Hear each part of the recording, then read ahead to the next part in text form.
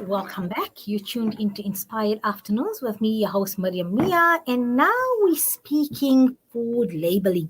So, yes, you buy a packet of anything or drink of some sort at somewhere around by the packaging after the ingredients, you'll see nutritional fact labeling. But what does it all mean, and what are the implications of food labeling, and what should we as consumers of these products be reading into these labelings and how significant they are? So, to help us unpack and analyze the labeling, the meaning behind the labels, I have dietitian here, Mbali Mapholi, on the as my guest here to help me unpack and understand what the food labels tell you.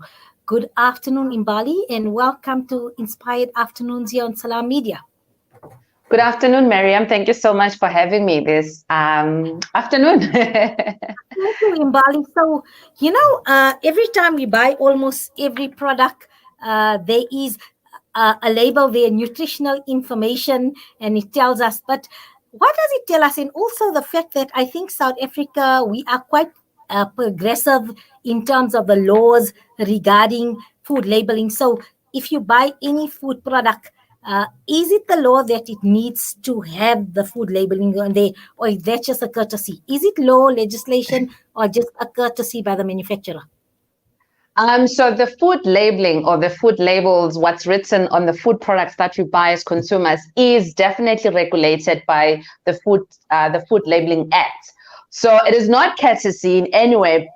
You can say it is courtesy because it educates a consumer about the nutrition value of the product, what the product is, what the product is supposed to do, and so forth. So it is meant to educate the consumer, but the honest truth is that food labeling or reading the food labels can be quite complex because there is certain things that the manufacturer will highlight, and there are things that they will downplay. So, and put this glitz and glamour and dress up a product so nicely that it can confuse a consumer.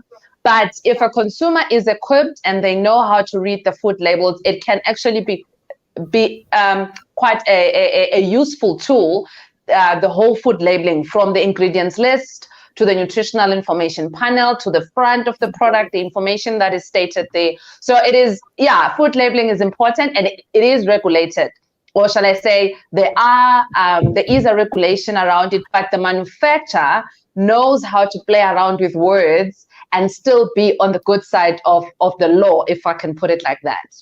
So stretching the truth as well, and just as far as they can go, as legally possible. Yeah, as legally possible. Okay. So what I need to understand here is, like you say, sometimes you see 0 kilojoules, then you think, this is not going to affect us, or you're going to say sugar-free, we read sugar-free, and that becomes a problem as well, in terms of we see that, or we say fat-free, 0% fat, and that is all misleading. And that's the silly part, because it takes somebody like yourself who has to study for 4 years to say, hey, you know what, this is stretching the truth, or you're not.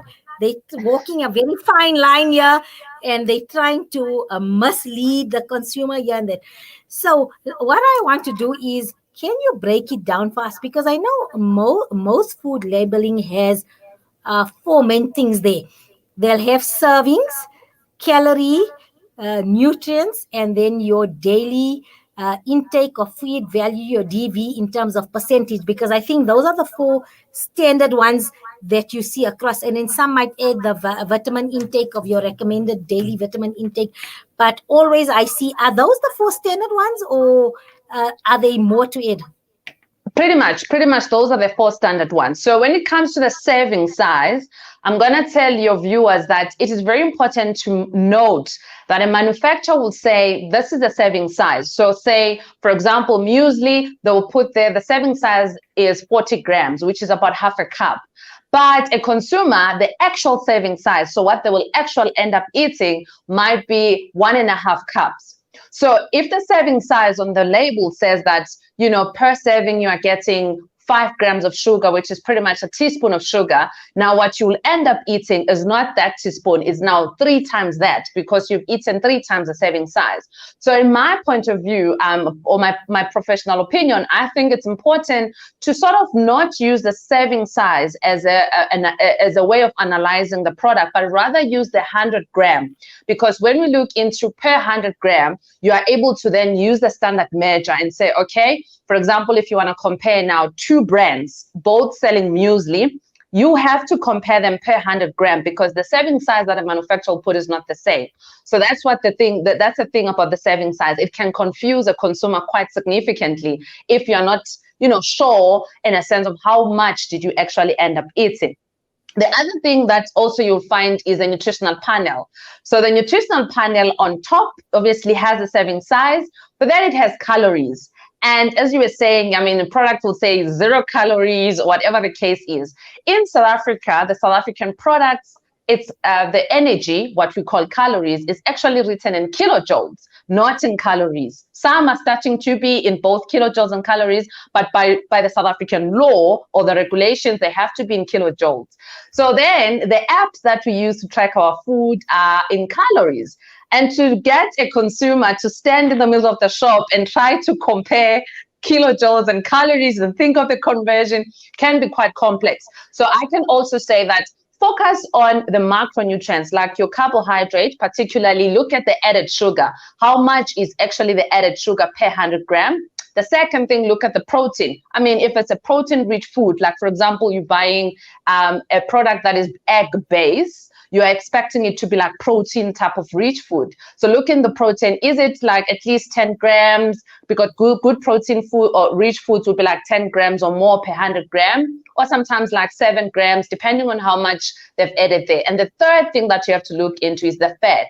So the saturated fat in particular. So if the saturated fat is more than 5 grams per 100 gram, we start saying that that food item is high in saturated fat. If it goes up to 10 grams, it's even higher. So you want anything less than 5 grams of saturated fat per 100 gram. And then there is fiber. So good foods will have fiber of 6 grams or more per 100 gram. That is good fiber. If it's like 3 grams, it's not too bad.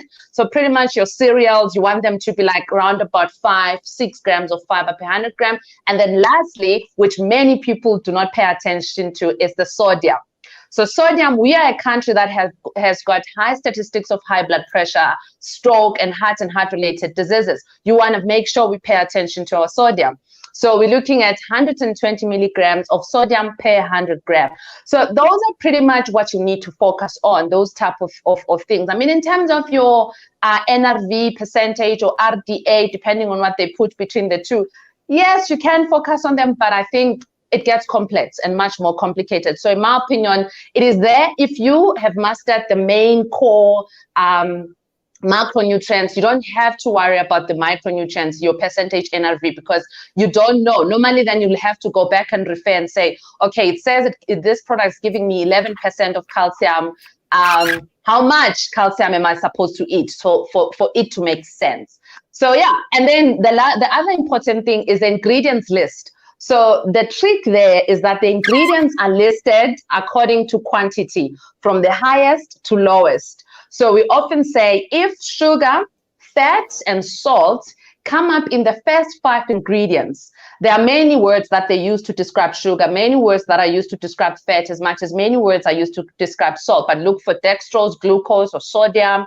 If those come up in the first 5. I'm going to stop you there, because let's go. So tell us those words that they mask as your sugars, as your fats. Because the common one for me in the biscuits is hydrogenated fats.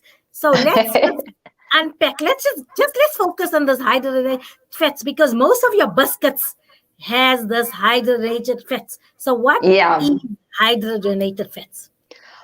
Well, I'm going to try and simplify it. Basically, it just means the fat that becomes rancid at room temperature in a way. So it's your trans fats that will be the hydrogenated fat. So you want less of those, because if they are high, that makes that food item, quite high in the fats that are going to affect your heart, your trans fats.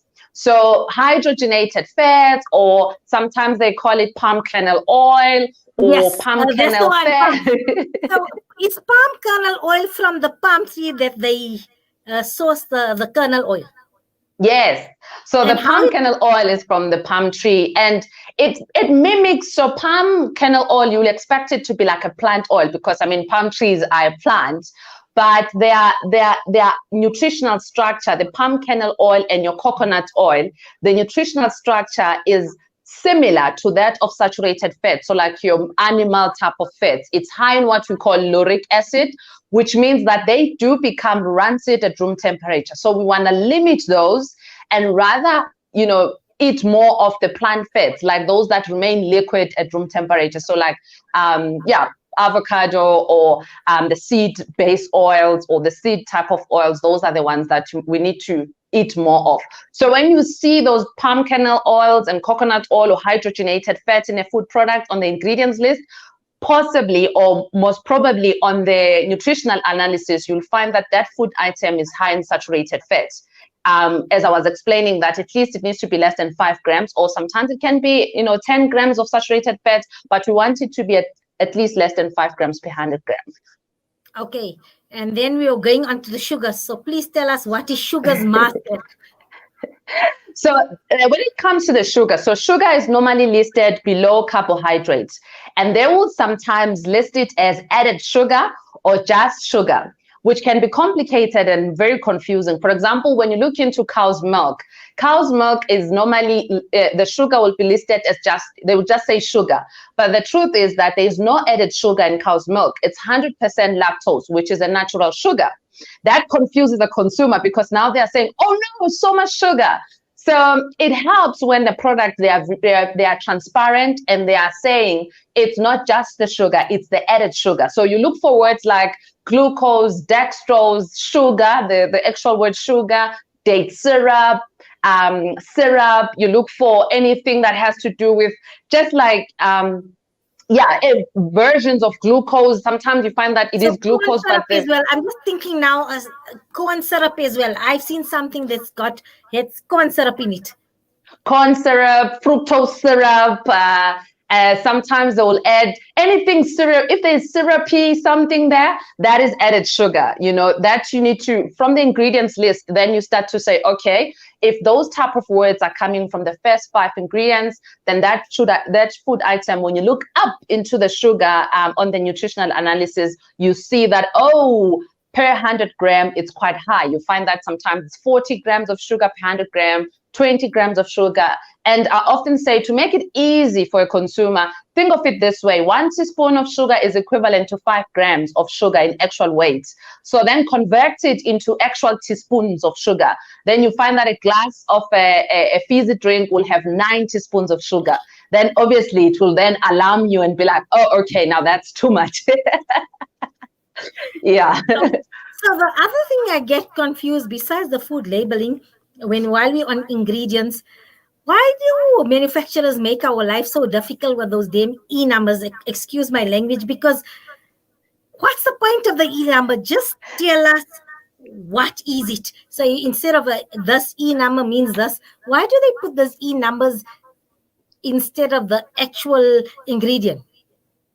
Well, that is just the codes that are used in the food science, or the biochemistry of the labeling of that ingredient. Because sometimes the chemical word is so long, and remember the food labeling, the regulation stipulates how much wording must be put there, where is the full stop, where is the comma, the font size, and all that. So then the manufacturer decides to rather use the code, so they're staying in the right side of the law, but they're confusing the consumer. So those are just, it could be anything depending on what E number is used, whatever chemical that was used, or like, let me not say chemical because this will scare people, but I'm talking about the actual made products that was added in that food item. So it means nothing to you, really. You don't have to worry about it. Just worry about what you can read. The rest of the things are just more for staying on the right side of the regulations and just be as transparent as possible. But it means nothing. You see, as a consumer of halal food, for us, certain E numbers represent a pork derivative ingredient, or maybe an alcohol based ingredient, or even sometimes it's those dyes that are made out of the insects coloring and things like that. Certain E numbers are that, and that is Yeah. why I brought up the E numbers, because for us it's quite telling, because even normal candies and chocolates that have the E number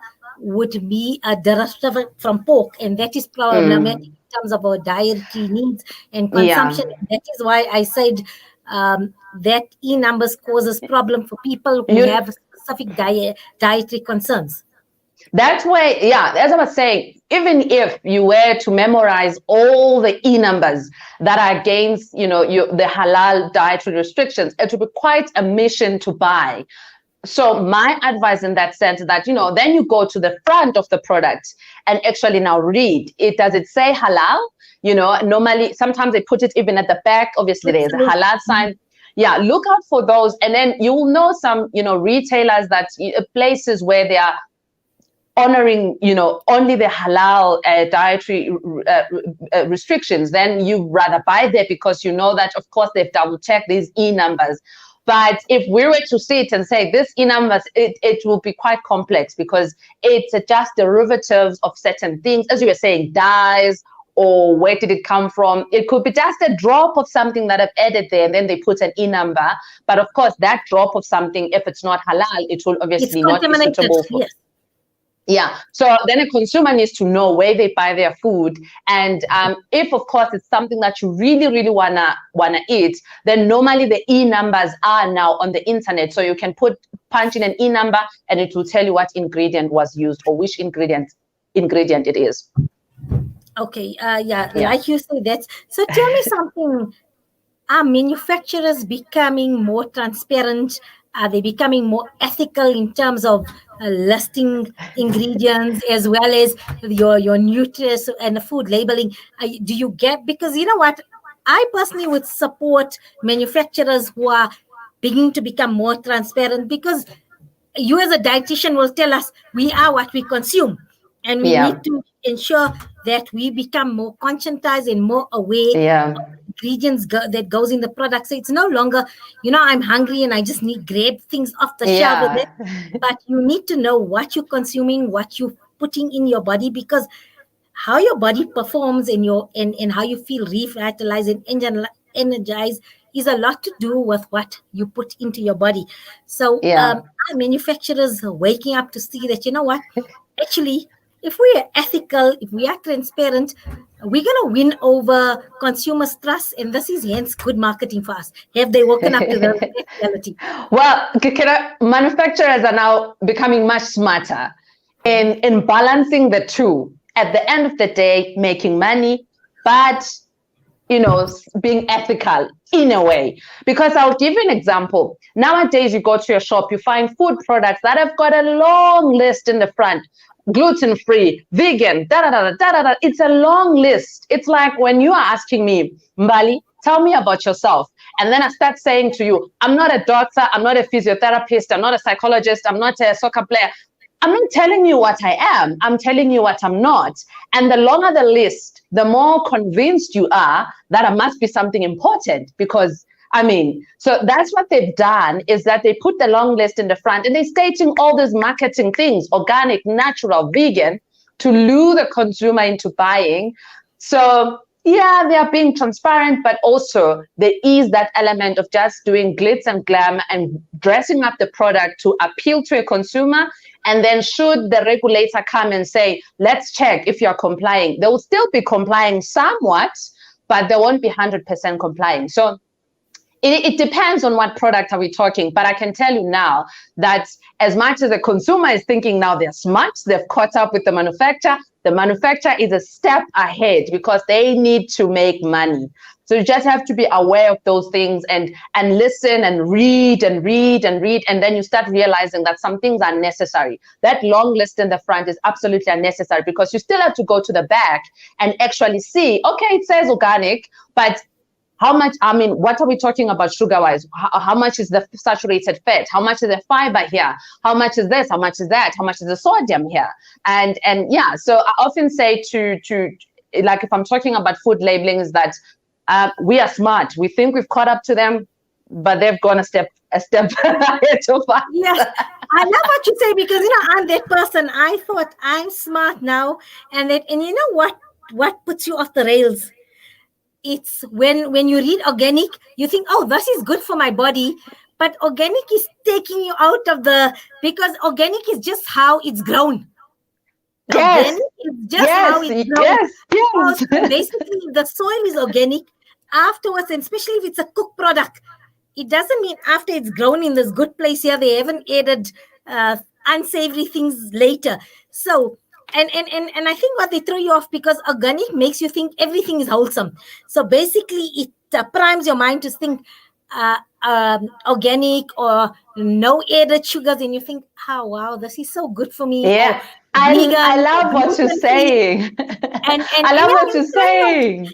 Basically, then we comparing apples with bananas because we think by organic and no added sugar and fat free and that we're comparing apples with apples, but no, we still we comparing two different things. So we still have to go back to our basics.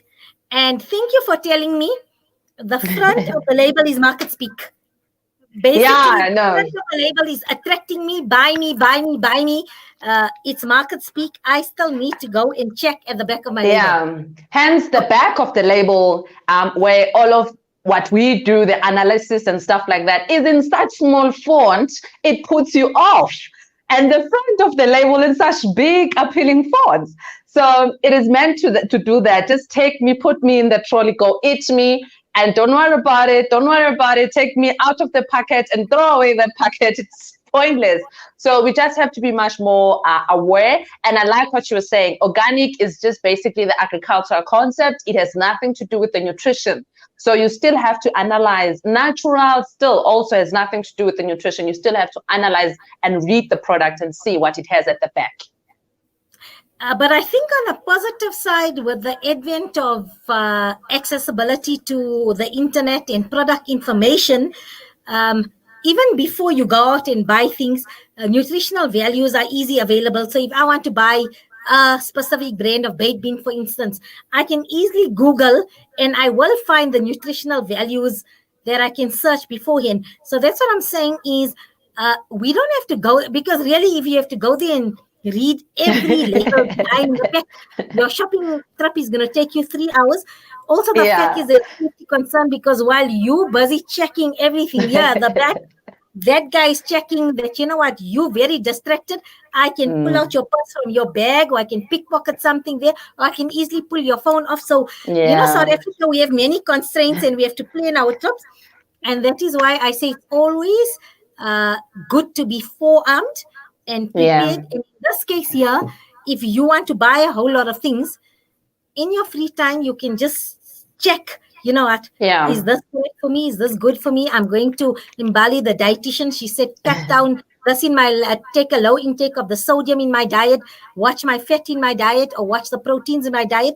So before you actually purchase a product, in the comfort of your home, where you have time to understand, you can check, you know what, this is good for me, this one here is fine, this one is good to consume, so that when you go there, you're just pulling it up because you've checked already, because that information you can get. So I think it's all about, and that's how we stay ahead of the manufacturer, is to inform ourselves. Prepared, be informed.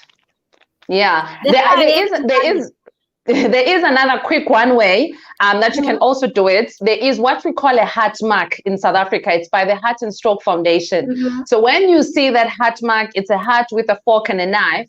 Most products that have that in the shelves have been tested. That means they are, high fiber, they are maybe low sodium or good types of fats and stuff like that. So then you can quickly say, oh, it's got a heart mark. Then you sort of like don't have to now study it intensely because somebody else has studied it for you. Like you'll see that, your products like your teas, like Rooibos, the lager Rooibos has the heart mark. You'll see the peanut butters, the yellow one with the yellow cap or the yellow labeling has a heart mark. You'll see it with some baked beans. So you can just look at that heart mark and at least it's another quicker way of reading your labels. Yeah, so manufacturers, allow your product to be tested by the Tested. Heart and Stroke Foundation. So those we are going to buy.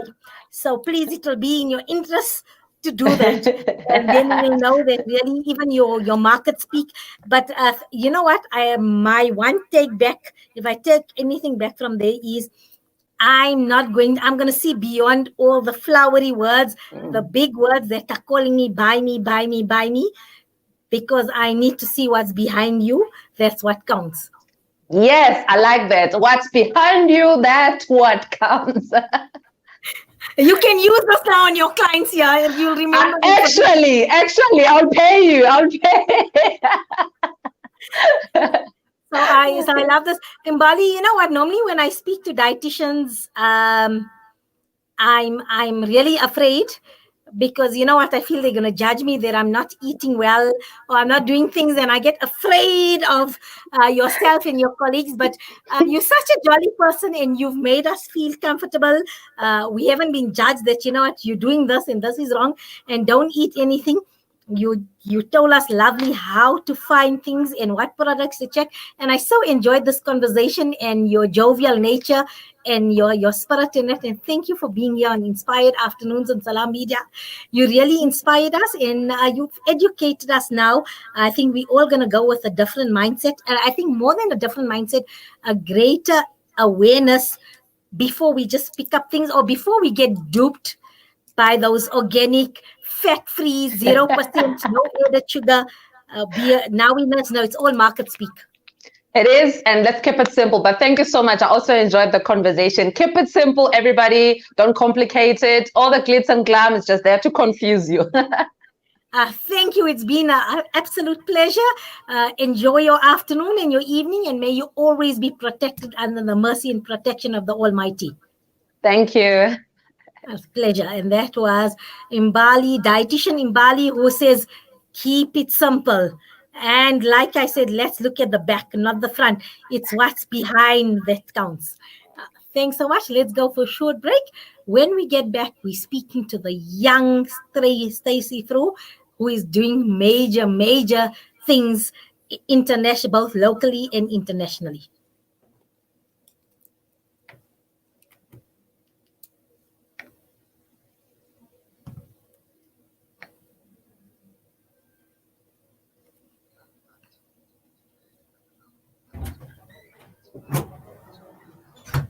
That was good. Unrehearsed. Yeah, it is. Unrehearsed. Okay. Only, you know what I did while I was listening to on the online interview? Yeah. I just Googled food labeling, the 4 sections. So that's how I knew the nutrients.